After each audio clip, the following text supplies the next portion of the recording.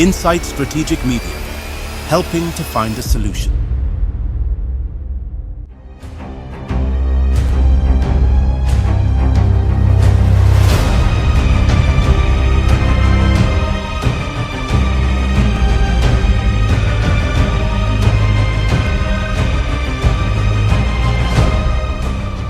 I profess the Islamic faith, and charity is one of the 5 pillars on which Islam is built. Broadly speaking, it has 2 branches: the compulsory charity, of those who have the ability, and then the voluntary one. The one we are talking about in particular is the one that concerns the month of Ramadan. And in Nigeria today, as we all know, the level of poverty is so high. So many people go to bed with empty stomach. And it's an opportunity for those that have to share those that don't.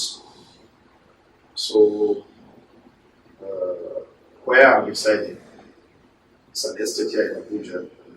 The Muslim community have been involved in this charity drive over the years.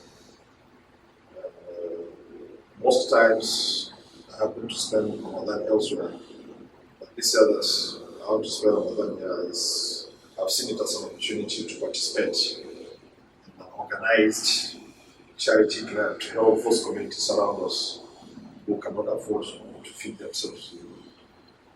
So the whole concept is, let us be our brothers' keepers.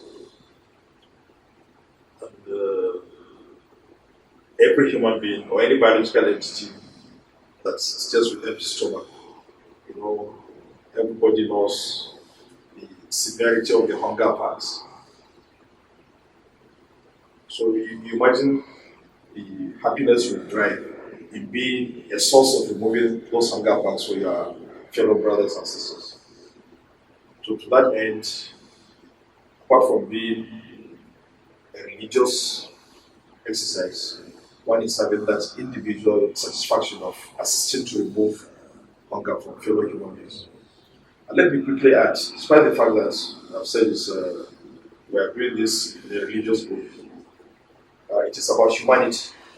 There is no discrimination of faith, irrespective of whatever faith the individual professes. Our movement or our organization distributes this food to all assembly. So what determines who qualifies to be assisted is whether or not that person can afford to feed himself. So all of us, we contribute a lot of money in order to see that we feed as many mouths as we can. As Nigerians, we all know, first and foremost, our country is so rich. Unfortunately, we the citizens have very high poverty rates.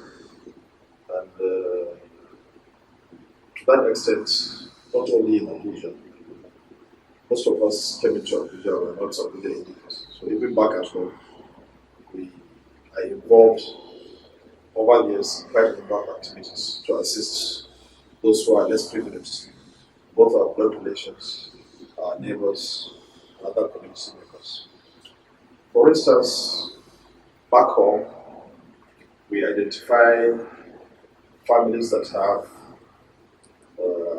gifted children who are doing well in school, but because of lack of enough resources, some are either dropping out of school or they're being threatened to be dropped because public schools are not just functioning well and their parents or guardians cannot afford private schools. So we've created a small form of scholarship to assist some of these children. There are so many, we cannot do all, but at least one can give some little contribution. Again, our neighbors, our blood relations who cannot afford free school meals, either on monthly basis or quarterly basis, we send some money to get food stuff to their houses to assist them with feeding. Some we do assist with their medical care, either we buy medications. Those who are chronic, they need to be taking medications like for life. And then once in a while, those that require some surgical intervention because of lack of funds, some of them they get their lives threatened. So whenever we heard of such cases and we are in a financial position to assist, we used to contribute for their solvings. And some communities as well where they don't have potable drinking water, made attempts in the past to sink boreholes for them, to assist. And, in some of such remote areas, apart from sinking the borehole, we tried to get some what is called wakaf, a form of investment that will bring in periodic income to maintain such societal interventions. Otherwise, sometimes when they break down, they go back to square one. So there are interventions here and there over time, some relevant areas where there are real palpable needs for such interventions. Yeah, Abuja, as you know, is one of the privileged cities in the country, being federal capital. So, compared or relative to other towns in the hinterland, they have more of well-to-do individuals. So some of us come together, to have like an established, structured way of intervening in the suburbs. For instance, we do visit motherless babies' homes, the camps of internally displaced persons, IDPs, assisting them with food stuff, clothing, some medications, stuff like that. So we go out into the suburbs.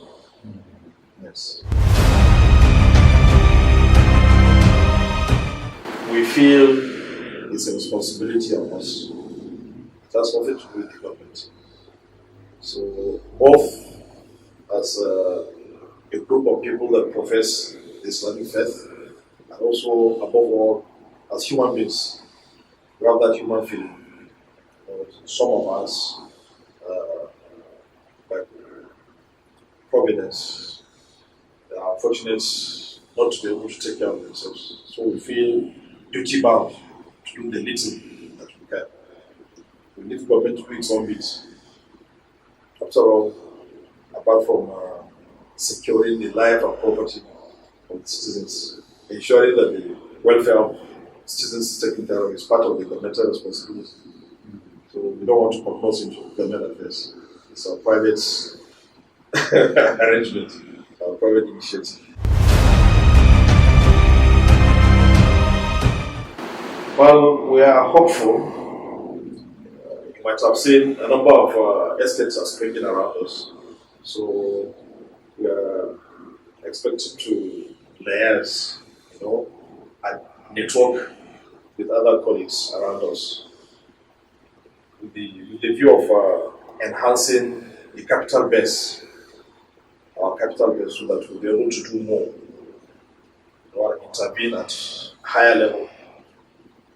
Those areas that don't have water, for instance, we want to make sure that we do, and especially what is more troublesome right now is the issue of feeding. The overheads inflation in the country now is very terrible, so unprecedented. So as I said earlier, people find it difficult to feed. So we want to see if we can get larger quantities of food stuff to assist, and maybe find those that the able-bodied ones who can do something to assist them with capital, so that they flood their own businesses. They don't have to be depending or waiting on to bring something so that they can feed themselves. We have some research units who are bringing in information, think tank guiding us on, okay, these are the areas we need to concentrate. These are the things we need to do to improve our financial ability to assist. So we have a lot going on. We have a vision, we're thinking ahead.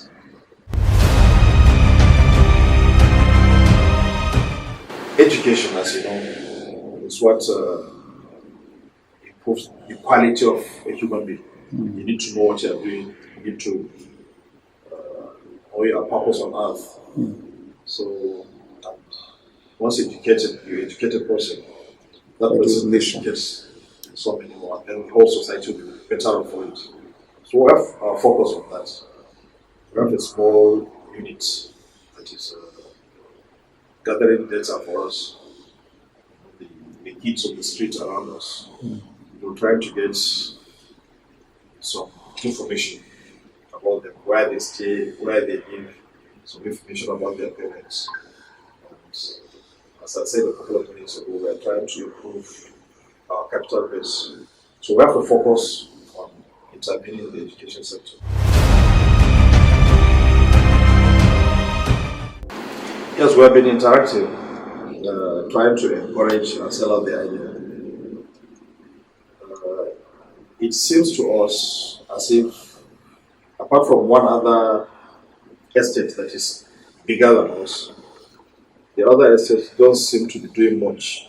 So we feel we need to encourage them so that we mop as much as possible those that are less to do around us.